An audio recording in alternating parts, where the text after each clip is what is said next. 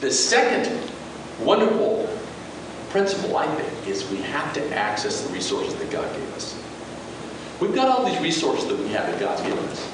And one that I know is we have a God that's given us a wonderful gift. And the gift is the message of Christ. He gave us a sacrifice, because you really look, you look at the old, I used to hate the Old Testament, by the way.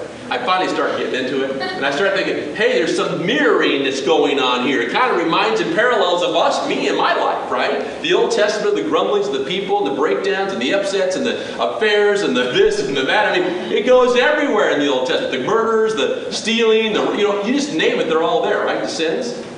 So, it's interesting, when you look at that, you know that nobody was perfect. So God finally got it that nobody was perfect. He probably knew all along, right? But the reality is He gave His Son. And His Son came to us so we could be made perfect. New, full, and complete. Christ is a living sacrifice. And He does free us up. It's a gift. We get to do a do-over. We get to start clean, afresh. We are in His eyes a brand new creation in Him. We are a new creation. And I know a lot of people don't look at me as a new creation. I love it that my Father looks at me as a new creation, that I can stand in the promise and take the promises, because one of the resources I have is I have the gift of the Father to us, His Son, right? The cross. I can leave at the foot of the cross. And on the other side of the cross, guess what? I'm a brand new person, and most people leave some of their stuff here, but they still drag it along into the other side of the cross. But reality is, it's pure possibility. You can be anybody you want to be, that God has you for your future on the other side of that cross. But the other one is you get to actually get into the Word. And the Word is a ton of resources there. Promises that you can stand on, that you can take to the bank. Another resource we have is we have the brothers and sisters of Christ, right? And two or more or three, or more than two or three are gathered in His name, right? We have answered prayer. We have the brothers and sisters of Christ. What are some of the other resources that we have?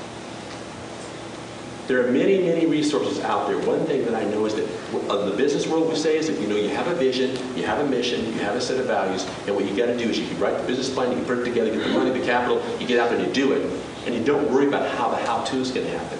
God, we don't say that this is business, but God does provide the how-to. God does provide the provisions when you don't even know.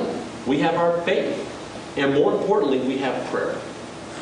So accessing resources. The three big ones that I left out for the book, for the young people too, and for us, all of us, is that we've been given gifts and talents.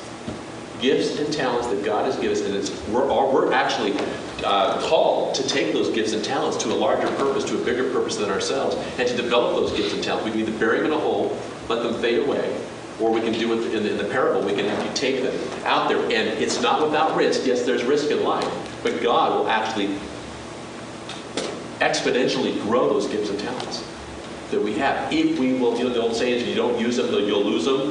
You got to use them. So identify your gifts and talents. Identify your passion. Find the promises that God can stand on.